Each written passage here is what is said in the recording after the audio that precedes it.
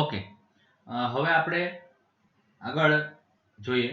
હવે નેક્સ્ટ જે છે શીખવાનું આપણે આમાં એ છે કેરી ઓવર મોમેન્ટ. બરાબર, કેરી ઓવર મોમેન્ટ, સોરી મોમેન્ટ. બરાબર, શું છે કેરી ઓવર મોમેન્ટ એ પહેલા જોઈ લઈએ. હવે આપણે હમણાં આગળ જોયું એ રીતે કે ભાઈ એક સપોર્ટ ઉપર તમે મોમેન્ટ એપ્લાય કરો તો એના કારણે બીજા સપોર્ટ ઉપર પણ મોમેન્ટ છે એની ઇફેક્ટ આવે છે. તો એ જ છે આપણી કેરી ઓવર મોમેન્ટ. બરાબર, પણ આપણે એને ટેકનિકલી ડેફિનેશન અહીં લખીએ હમણાં. બરાબર, જે એક્ઝામમાં તમે લખી શકો. માનો કે એક સપોર્ટ સિમ્પલ લીધો આપણે અને બીજો ફિક્સ. બરાબર, જે પહેલા આપણે જોયું તે જ રીતે. અહીંયા હું મોમેન્ટ એપ્લાય કરું છું એમ જેટલી, તો એ મોમેન્ટ ના કારણે શું થશે, એક તો બીમ છે એની અંદર રોટેશન આવશે. બરાબર, આ રીતે. બરાબર, આ રોટેશન થીટા ડિગ્રી. ને બીજું, આ સપોર્ટ ઉપર મોમેન્ટ આપણે એપ્લાય કરી તો એ મોમેન્ટની ઇફેક્ટ સેમ ડિરેક્શનમાં, ભાઈ શબ્દો ઉપર ધ્યાન આપજો, સેમ ડિરેક્શન. એટલે અહીંયા આગળ હું એન્ટી ક્લોકવાઇઝ મોમેન્ટ એપ્લાય કરું છું તો અહીંયા આગળ જે ફાર એન્ડ છે આપણો ફિક્સ સપોર્ટ, એ સપોર્ટ ઉપર પણ મને સેમ ડિરેક્શનમાં જ મોમેન્ટ જોવા મળશે. બરાબર, અહીંયા જો હું ક્લોકવાઇઝ એપ્લાય કરું તો અહીંયા પણ ક્લોકવાઇઝ જ મોમેન્ટ આવશે. એટલે ડિરેક્શન આમાં ઇમ્પોર્ટન્ટ છે બહુ. જ્યારે એક્ઝામ્પલ ગણશું ત્યારે તમને ખ્યાલ આવશે કે કેટલું ઇમ્પોર્ટન્સ છે ડિરેક્શનનું. તો અહીંયા મોમેન્ટ મેં એમ એપ્લાય કરી તો અહીંયા આગળ m/2 જેટલી મોમેન્ટ છે એ પ્રોડ્યુસ થશે. બરાબર, એને આપણે m ડેશ તરીકે દેખાડીશું. m dash equal to m/2. આ કયા કેસમાં, કે જ્યારે દૂરનો છેડો છે, બરાબર, આપણે એપ્લાય ક્યાં કરીએ છીએ, સિમ્પલ સપોર્ટ ઉપર, અને દૂરનો છેડો કેવો છે, ફિક્સ હોય. એટલે કે when far end is fix, when far end is fix, ઈ કેસની વાત કરીએ છીએ આપણે. તો ત્યારે m/2 જેટલી મોમેન્ટ છે અહીંયા પ્રોડ્યુસ થાય દૂરના છેડા ઉપર. બરાબર, તો ઈ જે મોમેન્ટ અહીંયા આગળ પ્રોડ્યુસ થઈ તો એને આપણે શું કહીશું, આ મોમેન્ટ જે છે એને, આ જે મોમેન્ટ પ્રોડ્યુસ થઈ એને શું કહેશું આપણે, કેરી ઓવર મોમેન્ટ. કેરી ઓવર મોમેન્ટ. ઓકે, તો આની વ્યાખ્યા છે એ લખી લો. બરાબર, એક્ઝામમાં પૂછાય તો કે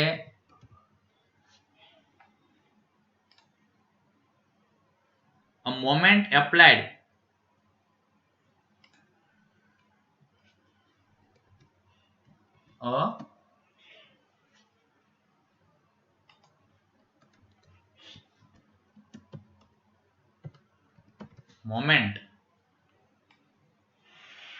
a moment applied at the near end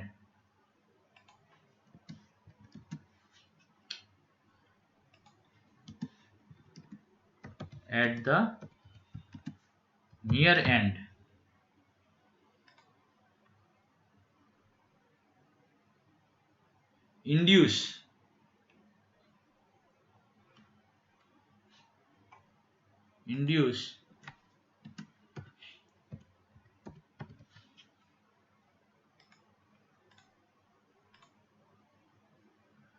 at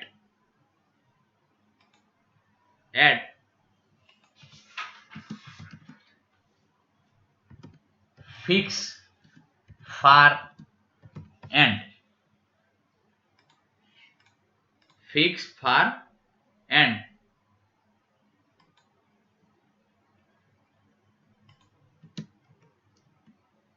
A moment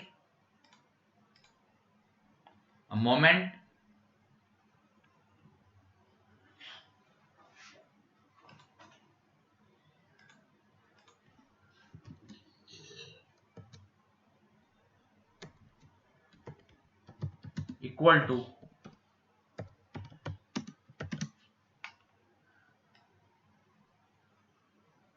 moment equal to half its magnitude.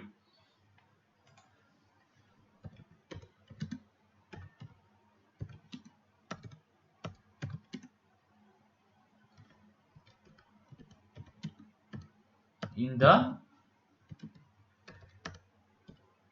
same direction.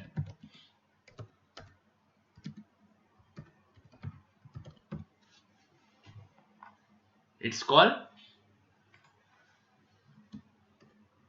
carryover moment.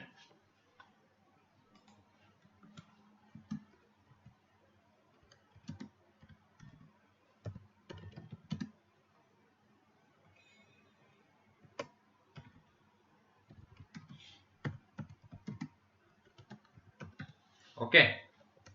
Moment applied at the near end induced at a fixed far end a moment equal to half of its magnitude in the same direction. It's called carryover moment. એટલે અહીં આગળ જે moment આપણે near and ઉપર apply કરી એની અડધી moment અહીં આગળ ફિક્સ એન્ડ ફાર જે છે ફાર ફિક્સ એન્ડ એના ઉપર એપ્લાય થઈ પ્રોડ્યુસ થઈ તો એને આપણે કહીશું કેરી ઓવર મોમેન્ટ. બરાબર, કેરી ઓવર મોમેન્ટ. તો આ વાત કરી આપણે when far end is fixed. Okay, હવે આપણે જોઈએ બીજો કેસ. તો એની અંદર ફાર એન્ડ જે છે એ સિમ્પલ હોય તો બરાબર, ફાર એન્ડ કેવો હોય? સિમ્પલ હોય તો શું થાય? બરાબર, હા, એ ને બી સપોર્ટ. અહીંયા આગળ હું મોમેન્ટ એપ્લાય કરું છું અહીંયા એમ જેટલી. તો અહીંયા મને આગળના આપણે જોયું તો એ રીતે આ રીતે ડિફ્લેક્ટેડ શેપ જોવા મળશે. બરાબર, અહીંયા આગળ હું સ્પર્શક ડ્રો કરીશ. આ મને સ્લોપ મળશે થીટા એ જેટલો. તો બી ઉપર શું જોવા મળે? તો તમે જે વસ્તુ શીખ્યા છો પહેલા, બરાબર, bending shear force and bending મોમેન્ટના ચેપ્ટરમાં આપણે શું કહેવાય સ્ટ્રક્ચર મિકેનિક્સ 1 માં SM માં કે ભાઈ સિમ્પલ સપોર્ટ ઉપર બેન્ડિંગ મોમેન્ટનું મૂલ્ય કેટલું હોય? 0 હોય. મીન્સ એ કેરી નથી કરી શકતી. તમે એપ્લાય કરો છો એ અલગ વાત છે, બરાબર, પણ એ કેરી કરી શકતી નથી. એટલે અહીંયા હું એ ઉપર મોમેન્ટ એપ્લાય કરું છું એક્સટર્નલી એમ, તો બી ઉપર મોમેન્ટ છે એ કેરી થશે કે નહીં થાય? એ લઈ શકશે મોમેન્ટ? નહીં લઈ શકે. તો એટલા માટે અહીંયા આગળ ફાર એન્ડ જ્યારે સિમ્પલ હોય ત્યારે એની કેરી ઓવર જે મોમેન્ટ છે એ કેરી ઓવર મોમેન્ટ એટલે કે એમ ડેશ એ કેટલી થશે? 0. બરાબર, તો આ યાદ રાખવાનું છે આપણે. આ કયો કેસ છે આપણો? When far end is simple અથવા તો હિંજ. બરાબર, સિમ્પલ ઓબ્લિક હિંજ. ઓકે, તો બે વસ્તુ જોયું આપણે. કેરીઓવર મોમેન્ટ ડેફિનેશન જોઈ. કેરીઓવર મોમેન્ટમાં પહેલા કેસમાં વેન ફાર એન્ડ ફિક્સ હોય ત્યારે અહીંયા એમ એપ્લાય કરો તો બીજા ફાર એન્ડ જે ફિક્સ છે એના ઉપર m/2 જેટલી મોમેન્ટ આવે. જ્યારે ફાર એન્ડ સિમ્પલ હોય ત્યારે તમે અહીંયા નિયર એન્ડ ઉપર જે મોમેન્ટ એપ્લાય કરો, બરાબર, એ મોમેન્ટના કારણે જે દૂરનો છેડો સિમ્પલ છે એના ઉપર મોમેન્ટ આવતી નથી. ઓકે, તો આના ઉપરથી એક નવો મતલબમાં ટર્મ જે છે એ જોવાનો છે આપણે. એ છે કેરી ઓવર ફેક્ટર, કે જે મોમેન્ટ કેરી ઓવર મોમેન્ટના આધારે આપવામાં આવે છે. કેરી ઓવર ફેક્ટર શું છે? કેરી ઓવર ફેક્ટર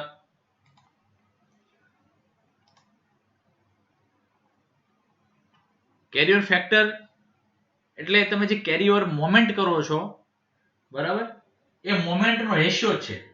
કોનો રેશિયો છે? કે ભાઈ તમે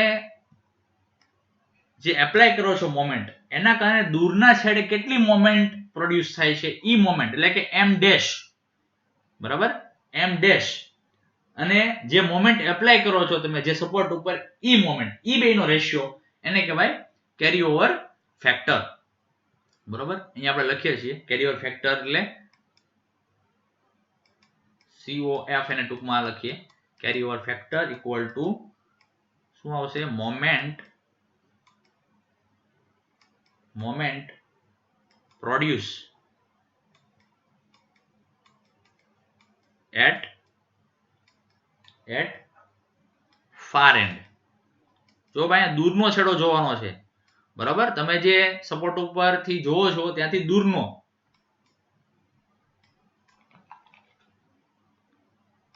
એટલે અહીંયા આપણે સિમ્પલી M ડેશ લખી શકીએ moment produce at far end એટલે M ડેશ, અને છેદમાં શું આવશે મોમેન્ટ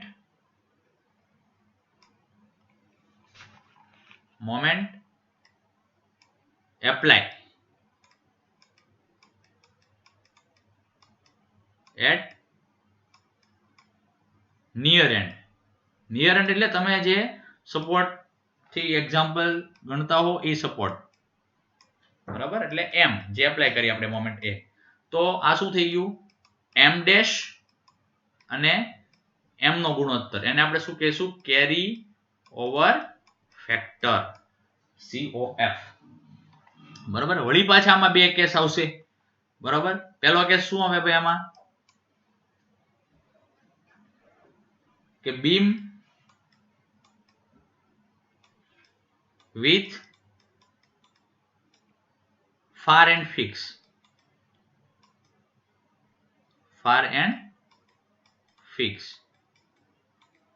તો આનો કેરી ઓવર ફેક્ટર કેટલો થાય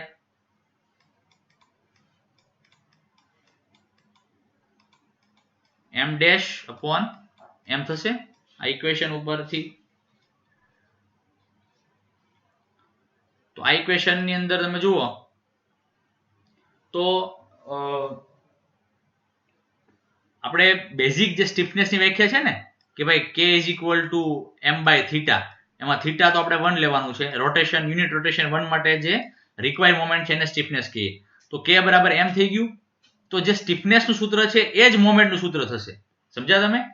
તો જ્યારે beam with far end fix હતું ત્યારે સ્ટીફનેસ કેટલી હતી યાદ કરો, કેટલી હતી ભાઈ K is equal to 4EI by L હતી.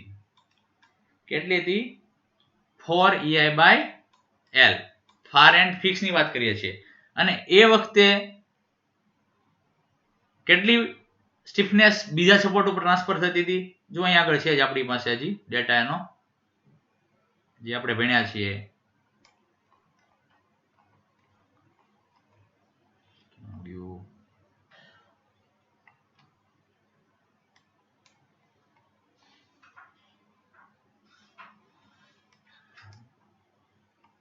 હા, અહીંયા જો આ જે છે એ K is equal to 2EI by L જેટલી સ્ટીફનેસ થાય બીજા સપોર્ટની ફાર એન્ડની.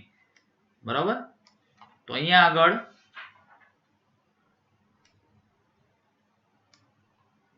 આગળ શું આવશે M ડેશ તરીકે વિચારો શું આવે, એ જ દૂરના છેડા ઉપર જે પ્રોડ્યુસ થઈ હોય એ 2EI upon L જેટલી M ડેશ બરાબર આવે. બરાબર, હવે છેદમાં M કેટલો છે 4EI by L, તો જો અહીંયા આગળ L કેન્સલ, બરાબર, EI કેન્સલ, તો છેદનો છેદ ક્યાં જાય અંશમાં, તો શું મળે અહીંયા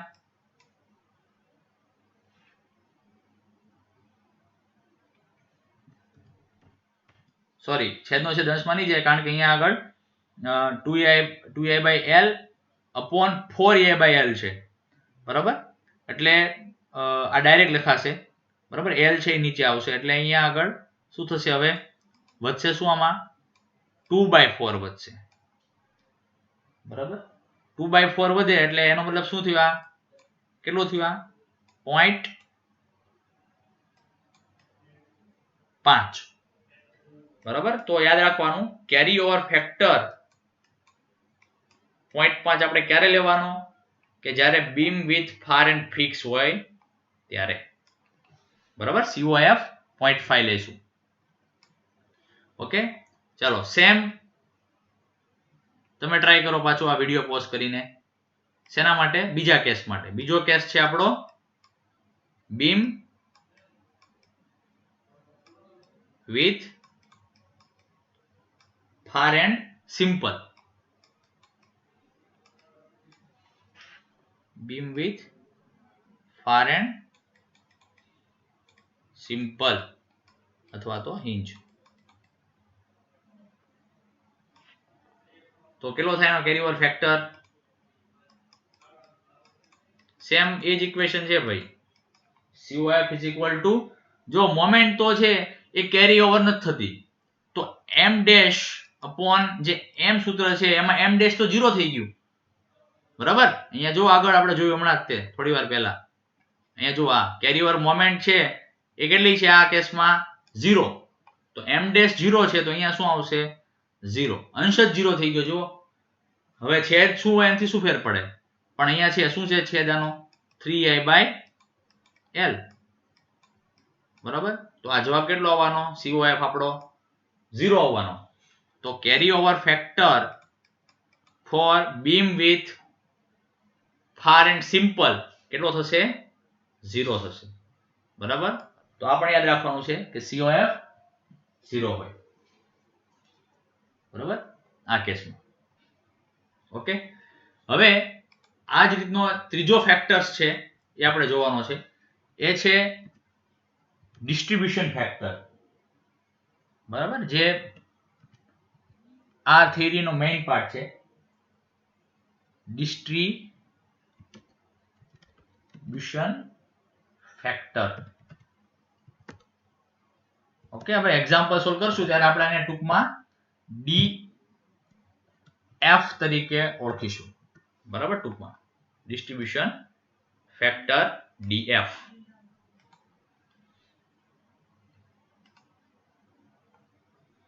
બરાબર, ડિસ્ટ્રીબ્યુશન ફેક્ટર DF. તો આ શું છે વળી પાછું? તો એને સમજવા માટે એક ઉદાહરણ લઈએ આપણે. માની લો કે કોઈ એક જોઈન્ટ છે. બરાબર, એક જંક્શન છે જોઈન્ટ કોઈ સ્ટ્રક્ચરનું. એટલે કે માનો કે તમે જોયું છે કે ભાઈ બીમ અને કોલમનો જોઈન્ટ હોય. બરાબર, અથવા તો બે બીમ અને એક કોલમ છે એ જોઈન્ટ થતું હોય. તો એ જોઈન્ટ છે હોય આપણે કન્સિડર કરીએ છીએ. તો એ જોઈન્ટમાં એવું સમજીએ કે એક કોલમ ઉપર 4 બીમ ચાલો ભેગા થાય છે. તમે ગ્રીડ સ્ટ્રક્ચર જોયું છે, ગ્રીડ ફ્રેમ. તો ગ્રીડ ફ્રેમની અંદર એક જ જોઈન્ટ, એક જ કોલમ ઉપર ઘણા બધા બીમ છે એ ભેગા થતા હોય. તો એની અંદર એક સપોર્ટ છે એ સમજો કે આવો છે. બરાબર, સિમ્પલ સપોર્ટ છે એવું સમજો, અથવા તો હિંજ. બસ સિમ્પલ અથવા હિંજ બે એક જ.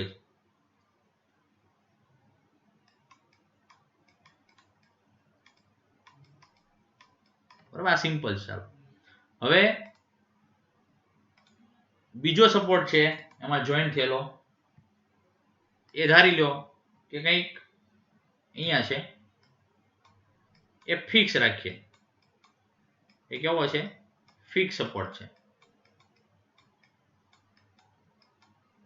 એવી રીતના ત્રીજો સપોર્ટ છે. બરાબર, એક એક અહીંયા રાખીએ. અગેન એ પાછું આપણે સિમ્પલ લઈએ અને ચાલો.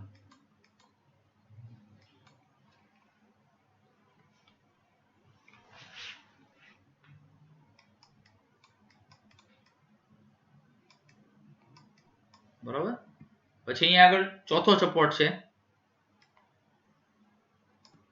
અને વળી પાછો ફિક્સ લઈએ.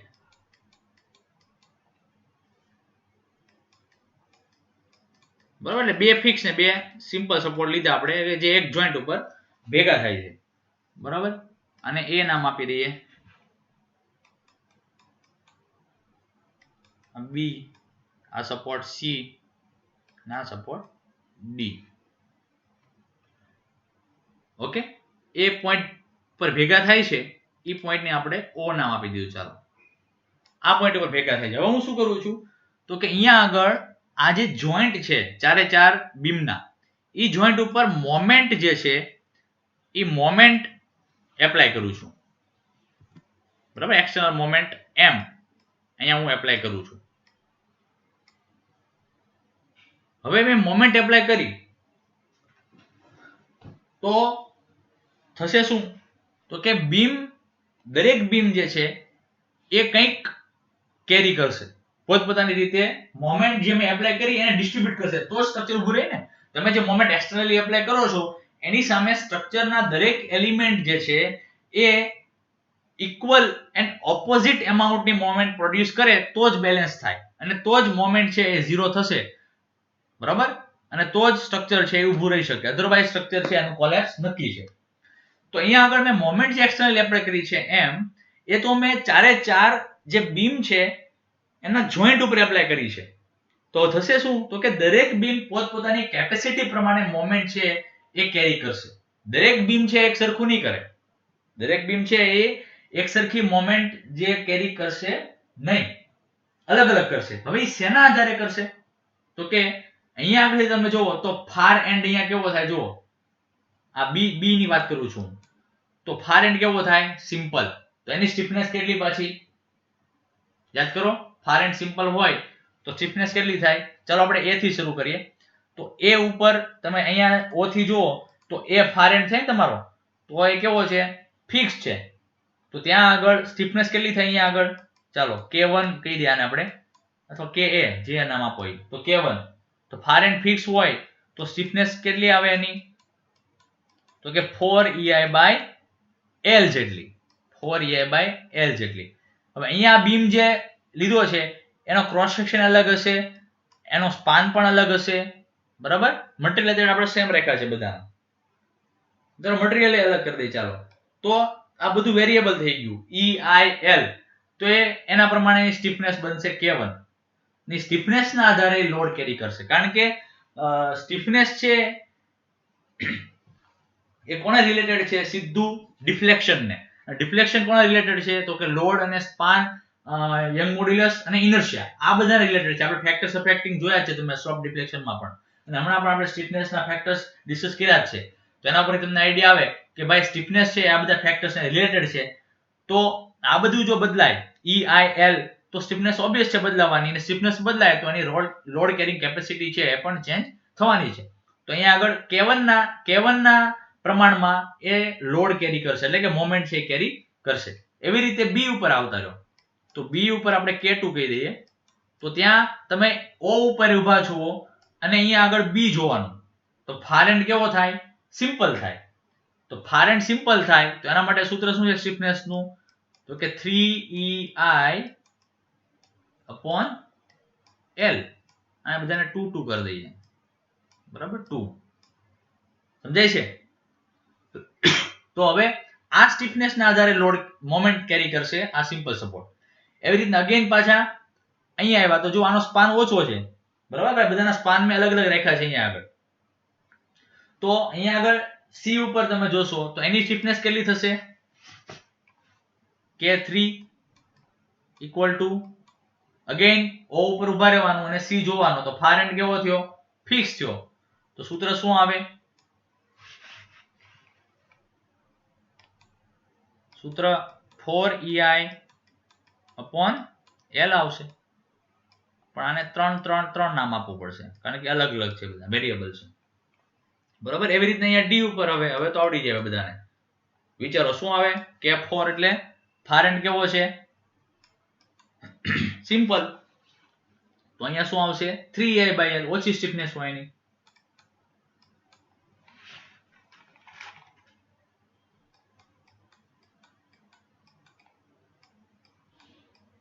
પણ ચોથું બીમ છે એટલે 4 નામ આપી દઈએ.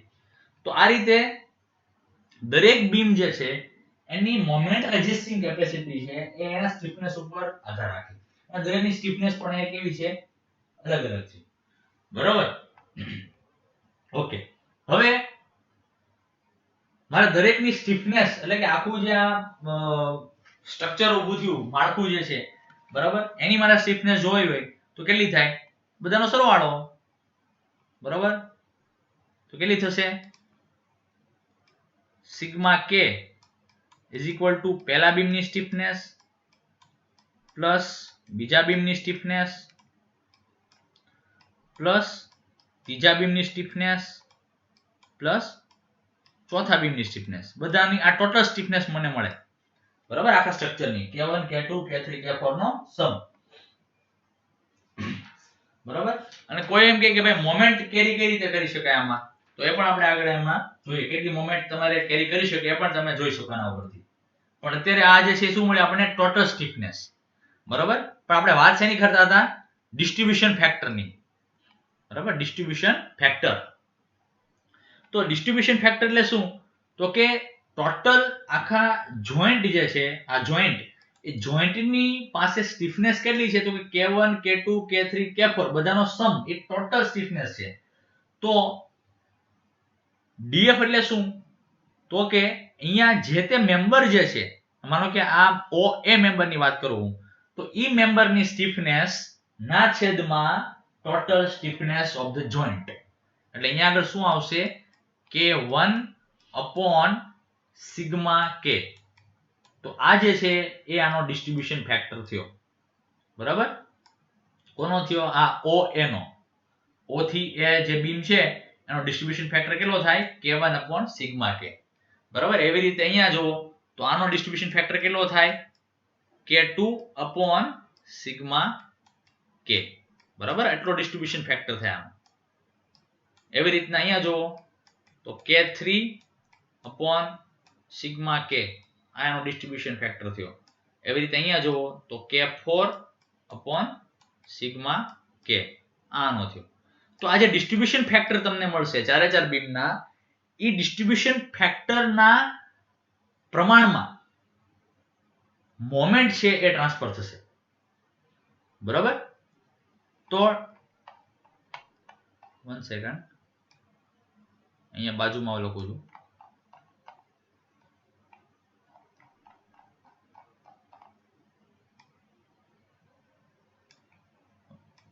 એનો મતલબ શું થયો, ડિસ્ટ્રીબ્યુશન ફેક્ટર એટલે એનો ડિફાઇન કરવું હોય તો શું થાય, DF equal to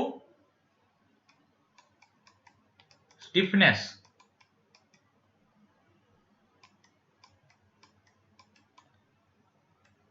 of member. તમે જે મેમ્બર ઉપર ડિસ્ટ્રીબ્યુટ મોમેન્ટ કરતા હો એ મેમ્બર લેવાનો અહીંયા આગળ, અપોન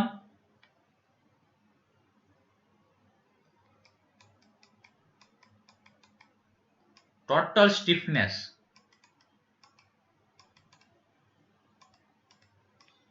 એટ જોઈન્ટ. જો ભાઈ અહીંયા જોઈન્ટ ની વાત કરીએ છીએ, બરાબર. આ આખી જે મેથડ છે MDM એ જોઈન્ટ, દરેક જોઈન્ટ કન્સિડર કરીને એનાલિસિસ થાય છે, એટલે આપણે અહીંયા ટોટલ સ્ટીફનેસ જોઈન્ટ ઉપર જ કન્સિડર કરીએ છીએ, બરાબર. કારણ કે નતર શું કરે ઘણા પાછા દરેક જોઈન્ટ ઉપર સ્ટીફનેસ છે એનો સરવાળો અલગ અલગ હોય, બરાબર. માનો કે તમારી પાસે કન્ટિન્યુઅસ બીમ ની અંદર 3 સ્પાન વાળો કન્ટિન્યુઅસ બીમ હોય તો જોઈન્ટ કેટલા હોય, એમાં કેટલા હોય, 2 જોઈન્ટ આવે. તો એ 2 જોઈન્ટ છે એ પહેલા જોઈન્ટની ડિસ્ટ્રીબ્યુશન ટોટલ સ્ટીફનેસ અલગ થાય, અને બીજો જોઈન્ટ હોય એની પણ સ્ટીફનેસ છે ટોટલ એ અલગ થાય. પણ આપણે જે તે જોઈન્ટની વાત કરતા હોય ત્યારે આ ઇક્વેશન એ પર્ટિક્યુલર જોઈન્ટ માટે યુઝ કરવાનું, એટલે અહીંયા ટોટલ જોઈન્ટ ટોટલ સ્ટીફનેસ જે આવતી હોય એ જોઈન્ટની જ લખવાની, બીજા જોઈન્ટની પાછી એનો લખાઈ જાય, એ ધ્યાન રાખવાનું. તો DF equal to stiffness of member upon total stiffness of joint, એને કહેવાય ડિસ્ટ્રીબ્યુશન ફેક્ટર, બરાબર. હવે ડિસ્ટ્રીબ્યુશન ફેક્ટર જે છે, બરાબર, એના આધારે મોમેન્ટ પણ તમે કેલ્ક્યુલેટ કરી શકો. માની લો કે અહીંયા આગળ આપણું આ તમને બતાવું, ક્યાં ગયું, 1 સેકન્ડ.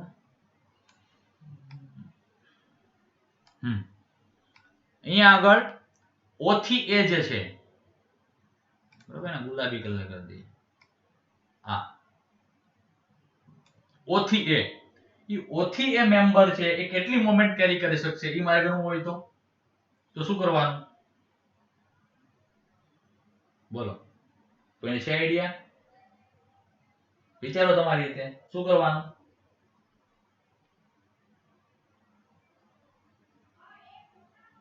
હવે જો ડિસ્ટ્રીબ્યુશન ફેક્ટર એટલે મોમેન્ટ ડિસ્ટ્રીબ્યુશન કરવા માટે જે ઉપયોગમાં લેવામાં આવતો આંકડો, બરાબર, એક નંબર આવશે, ખાલી આનો એકમ બેકમ નથી કાંઈ, એક નંબર આવશે પોઈન્ટમાં, તો ઈ નંબર ગુણ્યા ટોટલ મોમેન્ટ જે પ્રોડ્યુસ થાય છે, આ તો ટોટલ મોમેન્ટ છે, અહીંયા જે છે ઈ આ m જે છે ઈ કી છે ટોટલ મોમેન્ટ જે એપ્લાય કરું છું ઈ, તો ટોટલ મોમેન્ટ ને હું આ જે ડિસ્ટ્રીબ્યુશન ફેક્ટર જોડે મલ્ટીપ્લાય કરી દઉં તો મને શું મળી જાય, કેટલી મોમેન્ટ આ OA મેમ્બર લઈ શકે એ મને મળી જશે, બરાબર, સમજાય છે? તો મોમેન્ટ કેરીડ બાય અહીંયા ફરીવાર હતા ત્યાં આવી જાય પાછા,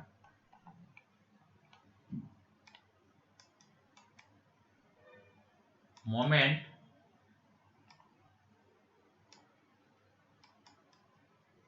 કેરીડ બાય, તમારી ફિગરમાં જોતા રહેજો, તમે આગળ હમણાં બતાવી હતી મેં, તમે દોરી હશે એમાં OA મેમ્બર કેટલી થાય, moment carry by OA member, તો એને m1 કહીએ આપણે, તો m1 is equal to distribution factor multiply by total moment, બરાબર, આવું છે.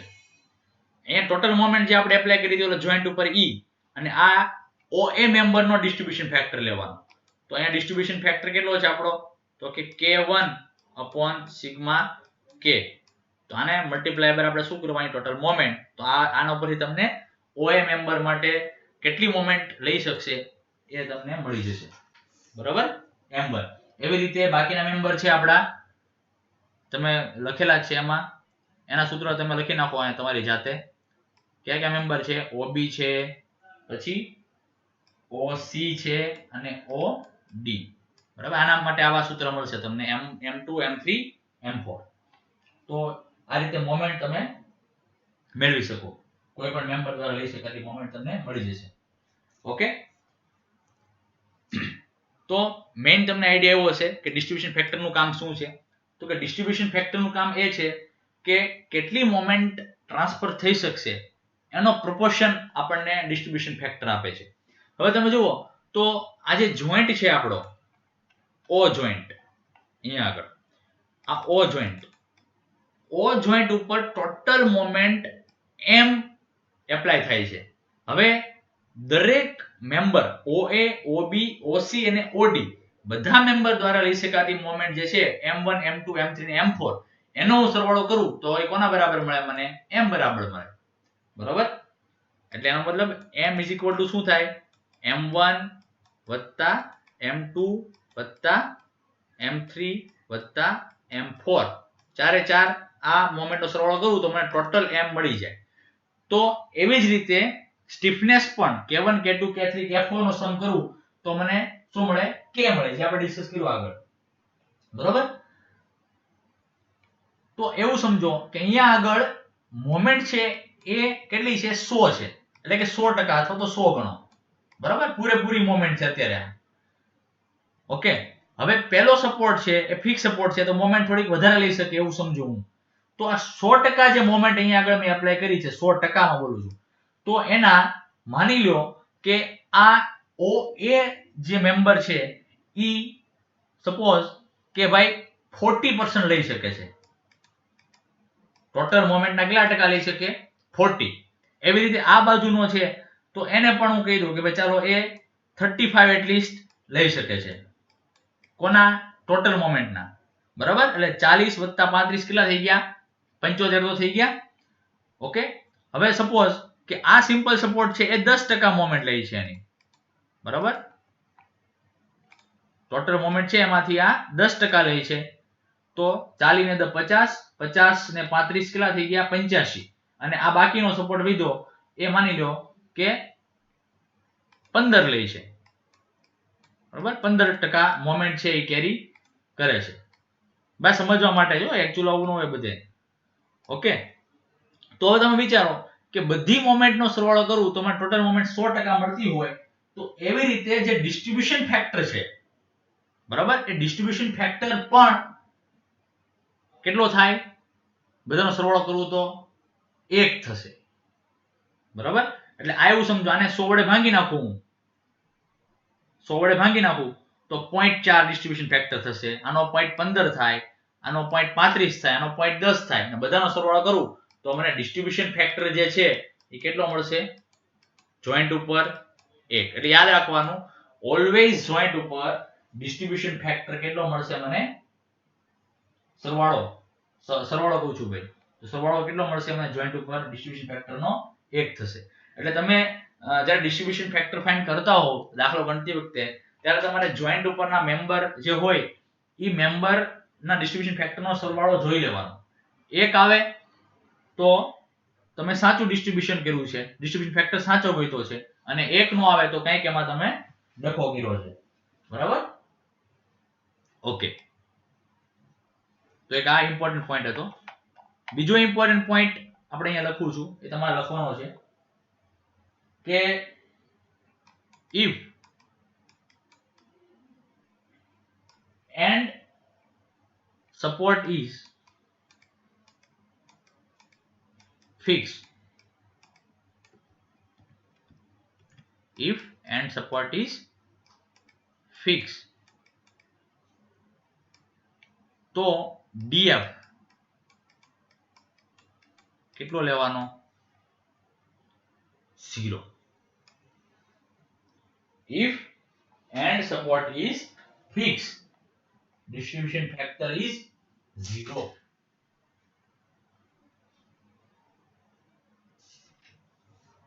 બરાબર? એનો મતલબ શું થયો?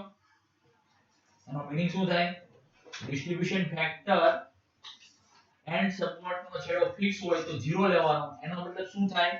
તો કે તમારે જે ફિક્સ સપોર્ટ ઉપર, એટલે કે જે છેડાનો છેડો જે ફિક્સ છે ત્યાં જે મોમેન્ટ આવતી હોય એ મોમેન્ટને તમારે ક્યાંય ટ્રાન્સફર કરવાની નથી. બરાબર? ડિસ્ટ્રીબ્યુશન ફેક્ટર 0 છે એટલે મતલબ એવો ન થાય કે મોમેન્ટ 0 છે, ત્યાં આગળ મોમેન્ટ તો હોય જ, પણ એ જે મોમેન્ટ ફિક્સ છેડા ઉપર આવતી હોય એ મોમેન્ટ તમારે કોઈ બીજા સપોર્ટ ઉપર, નજીકનો જે બીજો સપોર્ટ હોય એના ઉપર ટ્રાન્સફર કરવાની રહેતી નથી, કારણ કે સપોર્ટ ફિક્સ છે એ જ લેવા માટે કેપેબલ છે. સમજાય છે? તો એટલા માટે df ત્યાં કેટલો આવશે? 0. if and support is fixed, then distribution factor is 0. if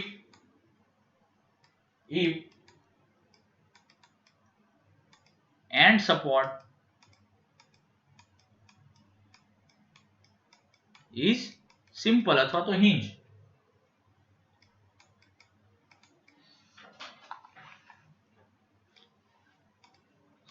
simple, તો df કેટલો લેવાનો? Distribution factor 1.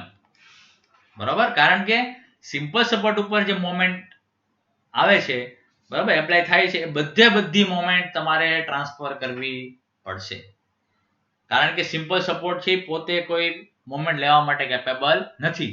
એટલે 100% મોમેન્ટ છે તમારે ટ્રાન્સફર કરવાની રહેશે. એટલા માટેનો ડિસ્ટ્રીબ્યુશન ફેક્ટર કેટલો આવશે?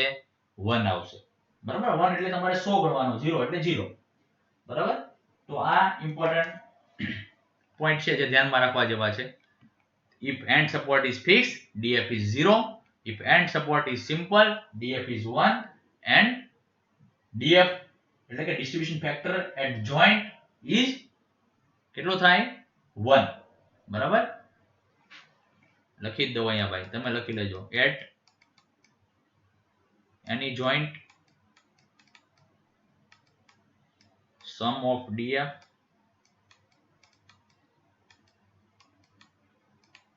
is 1.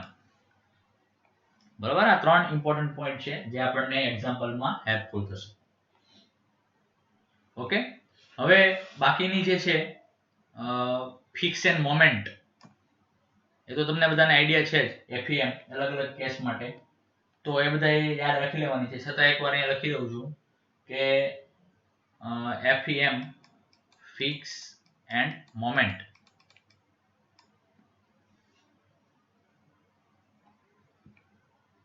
ફિક્સ એન્ડ મોમેન્ટ, જે આપણે ફિક્સ બીમ ભણ્યા હતા એ વખતે, જે દાખલામાં આપણે મોમેન્ટ શોધતા હતા ને, એ ઉપર ને બી ઉપર, એ જ મોમેન્ટ આપણી ફિક્સ એન્ડ મોમેન્ટ છે અહીંયા આગળ.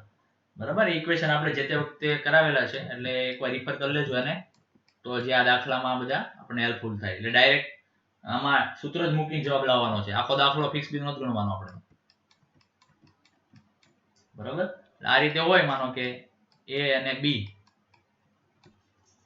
બરાબર, અને એના સેન્ટરમાં લોડ લાગે છે સપોઝ w, તો એના માટે ફિક્સન મોમેન્ટ mf ab, બરાબર, આવું લખતા હતા આપણે, mf ab કેટલી થાય -wl/8 જેટલી, બરાબર. અહીંયા જે ફિક્સન મોમેન્ટ આવતી હતી ને એની વાત કરું છું, અને અહીંયા આગળ મોમેન્ટ આવે આની એન્ટી ક્લોકવાઇઝ હોય તો આ ક્લોકવાઇઝ હોય, તો વેલ્યુ તો એટલી જ રહે પણ ખાલી નિશાની બદલાય. એટલે mf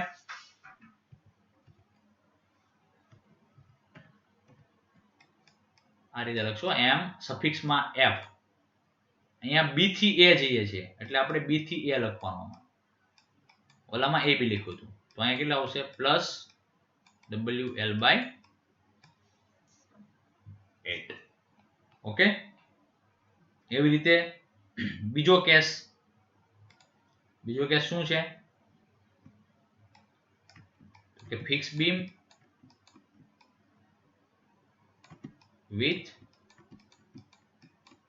UDL, બરાબર. આ બે કેસ કરો એટલે ઓલમોસ્ટ આ બધું આવી જશે, બરાબર.